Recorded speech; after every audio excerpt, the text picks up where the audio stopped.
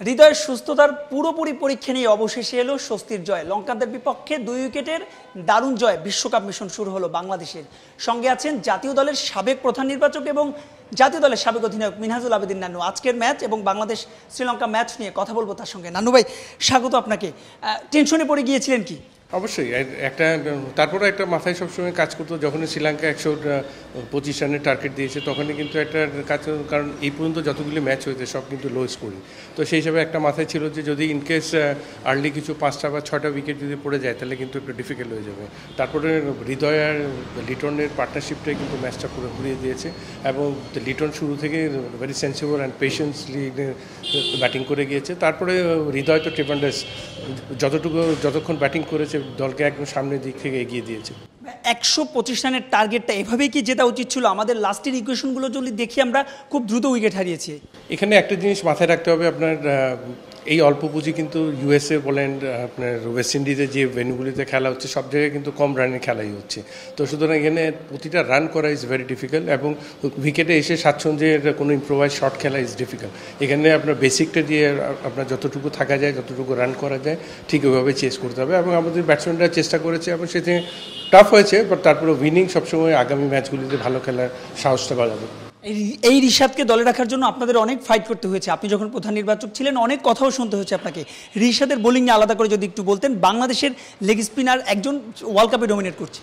আপনি দেখেন, এটা নিয়ে আমরা কিন্তু 1.5 থেকে 2 বছর ট্রেমেন্ডাস ফাইট করেছি আমাদের লোকাল কোচদের সাথে, টিমদের সাথে, কেমনে ওকে স্ট্যাবলিশ করা যায়, কেমনে আন্তর্জাতিক পর্যায়ে আনা যায়, এই জায়গায় এটা ওকে নিয়ে আমরা কাজ করেছি এবং এই যে ট্রেমেন্ডাস ফার্স্ট ম্যাচে ম্যান অফ দ্য ম্যাচ হওয়া, এটা তো একটা বিরাট ব্যাপার এবং ইটস এ ট্রাম্প কার্ড। কিন্তু এক জায়গায় এসে কিন্তু দেখেন যে যেভাবে বোলিং করেছে, যে ব্রেক থ্রুটা দিয়েছে, পুরো টিমটা শ্রীলঙ্কার পুরো মেরুদণ্ডটা ওই জায়গায় কিন্তু ভেঙে গিয়েছে। তাসকিনের যদি বোলিং বলতেন, এজন্যই বোধ হয় তাসকিন বাংলাদেশের বর্তমান সময়ের নাম্বার 1 পেসার এবং তার জন্য এতটা অপেক্ষা। অবশ্যই, কারণ এখানে আমাদের পেস বোলারদের ডোমিনেট, এই জায়গায় কিন্তু আপনাকে যতটুকুই আপনি যেভাবেই খেলেন না কেন আপনাকে ভালো জায়গায় বল করতে হবে এবং ভালো জায়গায় কিন্তু রানগুলো ডিফেন্ড করতে হবে। আমাদের বোলাররা কিন্তু শুরু থেকে শ্রীলঙ্কাকে যথেষ্ট চাপিয়ে রেখেছিল।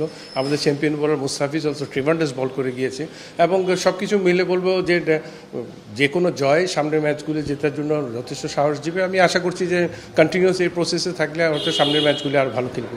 নেক্সট অপোনেন্ট সাউথ আফ্রিকা, নিশ্চয়ই এবারের বিশ্বকাপের one of the toughest opponent. South আফ্রিকার সঙ্গে ম্যাচের স্ট্র্যাটেজিটা কি হওয়া উচিত? এখানে ঠিক বলাটা মুশকিল, কারণ আমরা যে ভেন্যুতে খেলেছি ঠিক অপোজিট আরেকটা ভেন্যুতে যাচ্ছি, ওয়েদার কন্ডিশন ডিফারেন্স এবং উইকেটে আমরা ফার্স্ট ম্যাচটা দেখেছিলাম সাউথ আফ্রিকার ম্যাচটা বাউন্সটা কিন্তু ভেরি ডিফারেন্ট।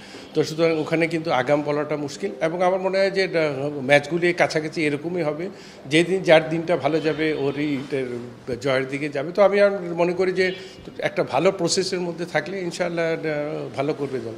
লিটন দাসের কামব্যাকটা নিয়ে যদি একটু বলতেন ভাইয়া। খুব ব্যাড প্যাচের মধ্যে দিয়ে গিয়েছিল, যদিও ওয়ানডে স্ট্রাইক রেটে তিনি ব্যাটিং করেছেন, কিন্তু এই সিচুয়েশন এটাই বোধহয় দরকার ছিল। অবশ্যই, কারণ একটা কম রানে এবং উইকেট যেখানে আপনার ধরে রাখার খেলা, এখানে কিন্তু ওর ম্যাচুরিটিতে কিন্তু প্রমাণ করেছে এবং পেশেন্সলি ব্যাটিং করে গিয়েছে। আমার কিন্তু যথেষ্ট কনফিডেন্ট ছিল আগে থেকে। যে যত কথা হলো সমালোচনাটা তো সমালোচনা করছেই, ওর উপর একটা মানসিকভাবে চাপ দিচ্ছে, বাট ও আজকে যেভাবে ব্যাটিং করেছে পুরো বেসিকের মধ্যে কোনো রকম ইম্প্রোভাইসে যায় না, এটাই কিন্তু আমাদের একটা উইকেট কিন্তু ধরে রেখেছিল, এটাতে কিন্তু আমরা অনেক দূরে গিয়েছি। সাকিব আল হাসান কি একটু ব্যাড প্যাচের মধ্যে দিয়ে যাচ্ছেন? ব্যাটিং বোলিংয়ে এতটা অফ ফর্ম সাকিবকে বোধহয় দীর্ঘ সময় দেখা যায়।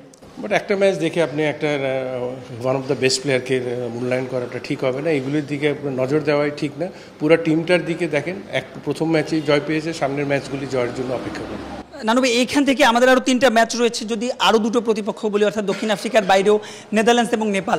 নিশ্চয়ই সুপার 8 বাংলাদেশের জন্য এখন একেবারে দ্বারটা ওপেন হয়ে গেছে। বাট এটা ডিফিকাল্ট এখনও বলা, কারণ একটা ম্যাচ গিয়ে এক একটা ভেন্যুতে ডিফারেন্ট কন্ডিশনে খেলা হচ্ছে, আগাম কিন্তু বলা মুশকিল। প্রতিটা দলে কিন্তু অল্প পুঁজিতে কিন্তু ডিফেন্ড করছে, তো এই জায়গায় কিন্তু আগাম বলা মুশকিল।